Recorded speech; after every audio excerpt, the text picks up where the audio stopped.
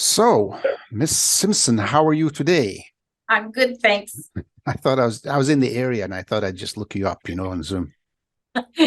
Okay. So you have a big announcement or you have an announcement. Tell us, please. I've got a big announcement because I've been working for a very long time, and so have you.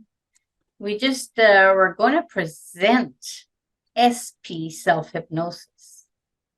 Now, it's going to be an online program to do by yourself and have everything available to you.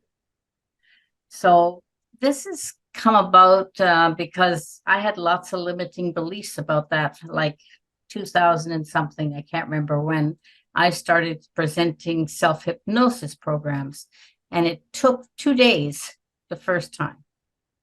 And then I thought, well, this is kind of silly because we're working with superconscious, not the subconscious.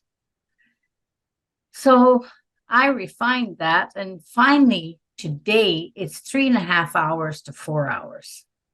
The workshops. The workshops for their live workshops, but not everybody can attend them. So we made this self hypnosis workshop, SP Self Hypnosis, and it's very good. And SP self hypnosis is entirely different from subconscious self hypnosis. In what way? In what way? Well, for one thing, you're working with the superconscious, which knows everything. You're not working with the subconscious, which is your data bank. So we're going deeper or higher or whatever it is. It means we go further. Okay. So superconscious mind is always present and always happy to answer, but it won't override your Free will. free will. Yeah. And that's crazy because you think you are aware that you want that, and then you don't really want it because part of you isn't wanting it. So, And I've seen you in sessions. I've seen mm, you in sessions work on that, negotiate on yes, that action. yes, we do negotiate on that. So I'm negotiating with the person and the superconscious because the person is involved. They're doing the work and they're allowing the work. So it's really important that they're open to possibility.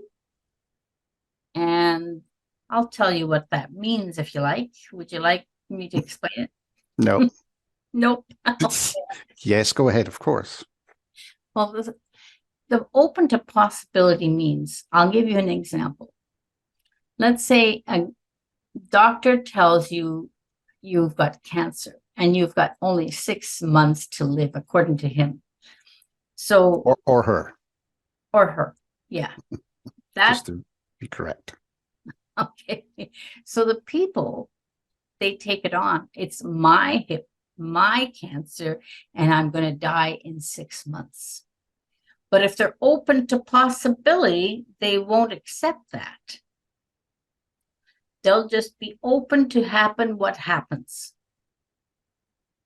But there's no definition to it. There's nothing to say that.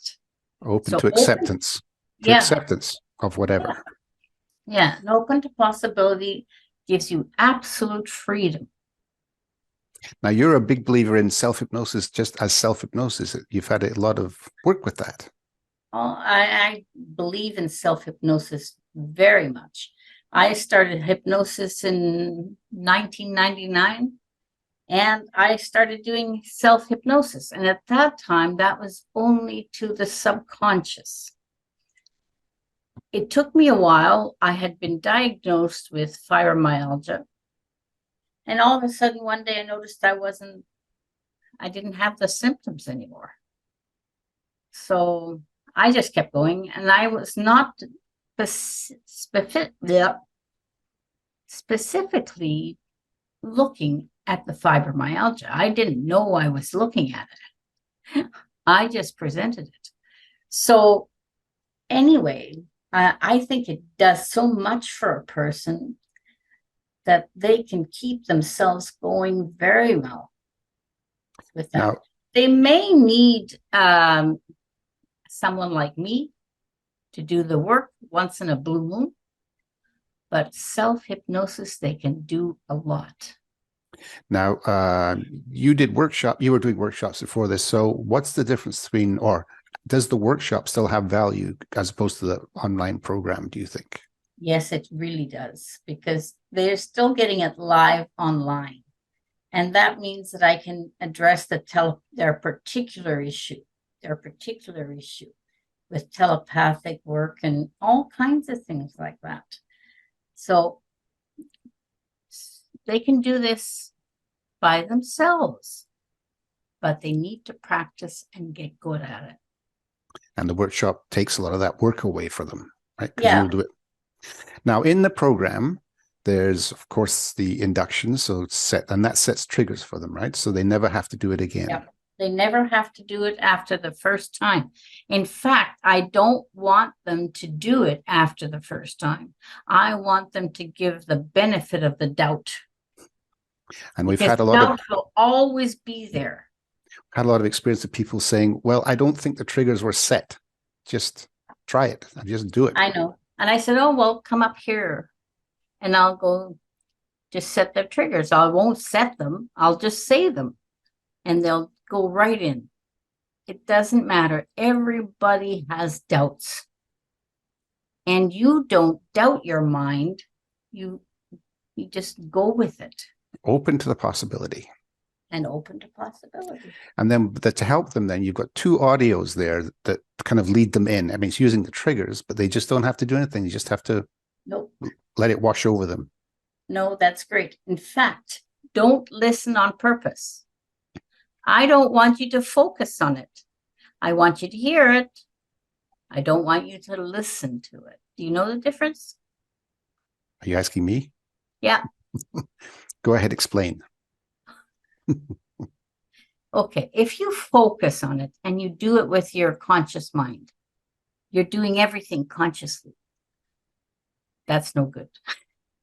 So hear it, but don't focus on it. And after a while, if you start missing some, that doesn't matter. Your mind is listening the rest of it. If you've, let's say, the 10% or 15% even of the conscious mind, you haven't been getting the work done with it. So if you're not listening, you're going to allow that other 85% to work. If it was a conscious problem, you'd have fixed it already. It's saying, right? And so you have two audios, but I noticed you put in two bonus audios, one of them being the self-confidence audio, which you think is a great thing for your clients. I've been having that since I started work, and it just is so good. I don't want to touch it. They say lots of things about wording, you must be positive, and I agree. But I've changed as much as I possibly could before it started to be not productive. So they have actually 4 audios that they can just practice with and learn. And then you have included sort of as a demo what would happen in a workshop, interactive. Mm-hmm. But they can do that. Mm-hmm. It's to encourage Once them. they get confident enough. But it takes a while for them to get confident because, it's pretty easy to do in a workshop. I just do it for them. But they never think they're right. People always think worse of themselves. So if they would just practice it, they would do it. And of course, you have done some specific videos for this program, sort of tips and tricks, and not tricks, but helping people to maximize their SP self-hypnosis. Yeah, I think so. I think this is a great program. I really have put a lot of work into it, and so have you. And it's just gone extremely well. Now, who is this for? Is this for people who have had hypnotists or hypnotists perhaps, or I don't know. No, it's for anybody. It's for anybody. Those people have to, their expectation of hypnosis, if they've never been hypnotized, they got to realize it's going to be different for everybody. They don't do anything wrong. They don't see, oh my God. Don't do anything wrong. Whatever you do is right for you. You have a modality of working. You know, you hear, you sense, you know, everything is different. So we're going to put this program up, and it's complete and self-contained. They don't need anything else. They don't need experience of other anythings. Nope. And they they'll can decide to see a hypnotist if they ever have a bad issue going on. But I think they can get a lot out of it that's just productive in itself, just doing the work. If they hypnotize, and I won't say they have to do this every day. They don't do, but do it as much as possible. It's your own self-care program. Yeah, your own self-care. If you care about yourself, that's the thing. If you don't love yourself enough, maybe that's the first thing to work on. Well, I think some of the audios help them with that we've already provided. Yeah, they do. So that's great. So we're announcing the SP Self Hypnosis program, and it'll be live online on a website close to you or something.